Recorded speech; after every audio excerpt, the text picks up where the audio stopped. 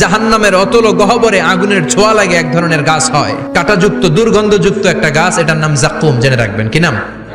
জাক্কুম। বিশ্বনবী বললেন তিরমিজির বর্ণনায়, জাক্কুমের একটা টুকরা যদি আল্লাহ দুনিয়াতে ফেলে, পুরো দুনিয়াটা দুর্গন্ধে সয়লাব হয়ে যাবে। পুরো দুনিয়ার মানুষগুলো জাক্কুমের গন্ধে ওই জায়গায় শেষ, পুরো দুনিয়াটা নষ্ট হয়ে যাবে। ওই কাঁটাযুক্ত জাক্কুম তাদেরকে দেয়া হবে, ক্ষুধার চোটে জাক্কুমই খাইতে শুরু করবে। আহা, খেতেও পারবে না, গিলতেও পারবে না, এবার কয় পানি দাও। জাহান্নামীদের জন্য 4 ধরনের ঝর্ণা আছে। একটার নাম হলো হামিম, মানে ফুটন্ত গরম পানির ঝর্ণা। 2 নম্বরে হলো গসাক, মানে বমি। 3 নম্বরে হলো গিসলিন, দুর্গন্ধযুক্ত রক্ত আর পুজ। 4 নম্বরে হচ্ছে মোহল, পোড়া তেল। খা, দাউ দাউ করে এগুলো থেকে আগুন জ্বলবে, তৃষ্ণার চোটে এগুলোই খেতে চাইবে।